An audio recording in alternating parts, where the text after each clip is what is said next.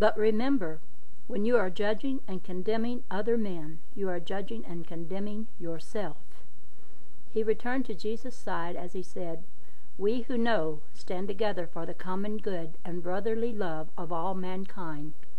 He again linked his arm with Jesus and said, "Well, brother, I think I took this affair out of your hands entirely. It is all in your hands now." Jesus replied, "You have done nobly, and I cannot thank you enough." They turned and bowed, then arm in arm, walked through the door and disappeared. The room at once broke into a hubbub of voices. The governor, commanders, soldiers, and guards all crowded around to shake our hands. Everybody was trying to make himself understood at the same time.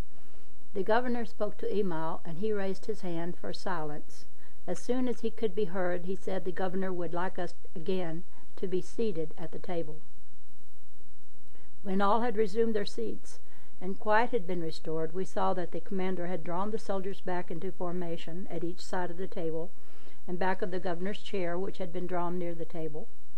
The governor arose, and with Emil acting as interpreter, said, "I allowed my zeal to get the better of me, for which I am heartily ashamed and doubly sorry.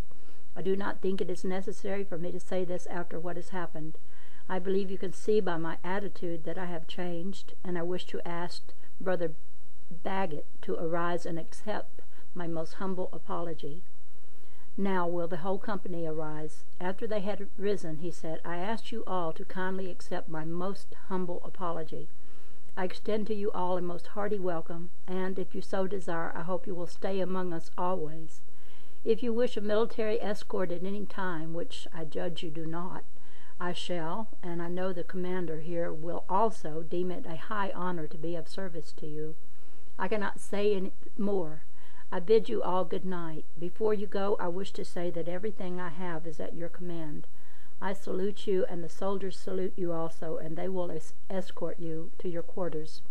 Again, I bid you good night and salam to you in the name of the great Buddha, the Celestial One." The commander, making profuse apologies and saying that he was certain we were in league with the Celestial One, with 5 of his soldiers escorted us to our quarters. As they left, they gave us a salute, which is executed by forming a half circle around the commanding officer and presenting their swords so that their points just touched the point of their commander's sword.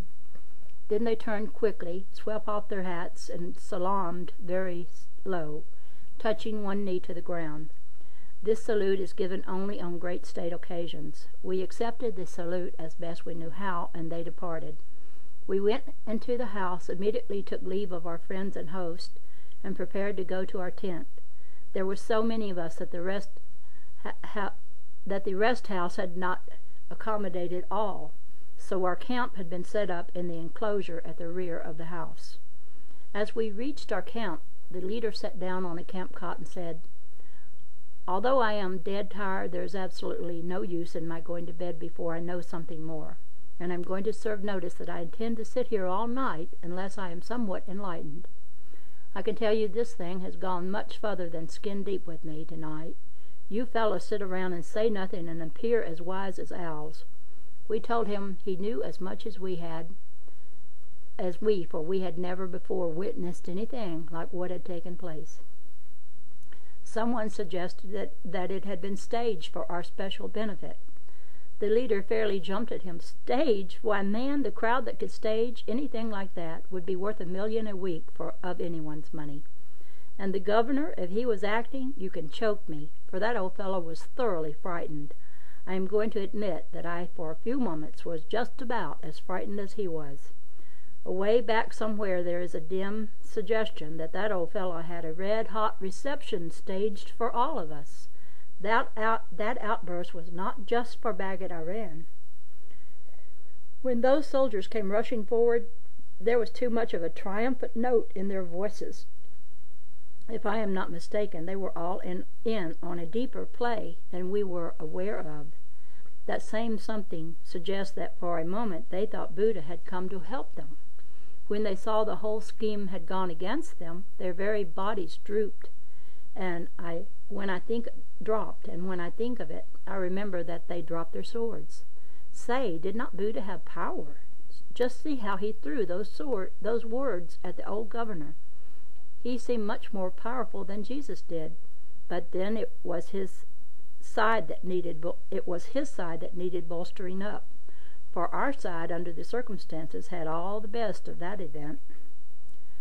But didn't the old governor get a boost? I bet by this time he feels like lifting himself over a fence by his own bootstraps. When Buddha clasped his hands, it actually looked to me as though the fellow jumped right out of his old self. We are going to hear a lot more of him before another sun, if I am not mistaken, and I am going to predict that it is good, for that old one is a power in this land. If he got the wonderful uplift that I did out of it, I would not mind being in his boots after all. We talked of the things we had seen and heard, and before we realized how the time was passing, dawn began to break. The leader arose, stretched his arm over his head, and said, "Who needs any sleep? I don't believe I do after listening to you talk." We lay down fully dressed for an hour's rest before breakfast. Next chapter. When we were summoned to breakfast that morning, the leader was the first one up. He hurried through his morning toilet like an eager schoolboy. After he had finished, he urged everyone to more haste. We finally went in to breakfast and found Emal and Jast. The leader went over and sat between them and asked questions throughout the meal.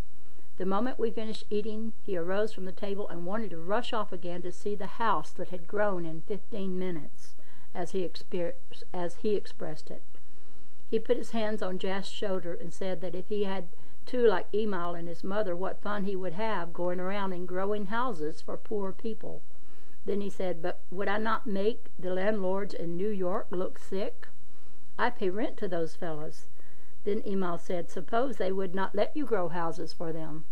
"Well," he said, "I would do it anyway, and after I had grown them and they would not use them, I would pick them up bodily and put them in and chain them." All of us laughed heartily over these things.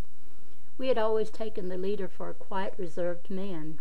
He told us afterwards that the things he had seen set him on his feet, so that he could not help asking questions. He also said that this had been by far the most interesting expedition of his whole life, although he was familiar with the world's most remote places. He definitely decided to assist us to organize a second expedition to carry on the excavation work under the guidance of our friends, but this was prevented by his sudden passing.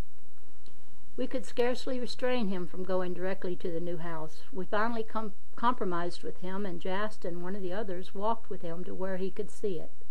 They returned from this trip in about 30 minutes, and he was jubilant. He had seen the little house, and it was real. He said that it brought him back ever so vividly, a boyhood vision that he had. Then he told of seeing himself going around with fairies, building houses for poor people and making them happy. As our party was so large, it was thought best not to go in a body to see the little house. It was arranged that we would go in groups of 5 or 6.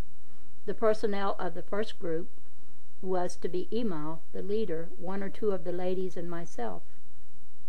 We started out, and Emal's mother and our hostess joined us. We walked on until we came in sight of the house. The little girl came running out to meet us and threw herself at Emal's mother's arms, saying that her brother was strong and fine. As we reached the house, the mother of the child came out, dropped to her knees in front of Emal's mother, and began telling how she adored her. Emal's mother put out her hands and assisted her to her feet, telling her that she must not kneel to her, but what she had done for her she would do for anyone, that she was not to praise her, but the Great One for the blessing she had received. The little boy opened the door, and the mother motioned us to go in. We followed the ladies in with our hostess interpreting for us. There was no question that the house was there. It contained 4 rooms and was very comfortable. It was surrounded on 3 sides by the most miserable hovels. We were told that the occupants of the hovels were going to move away, as they thought the house was of the evil one and might destroy them if they stayed.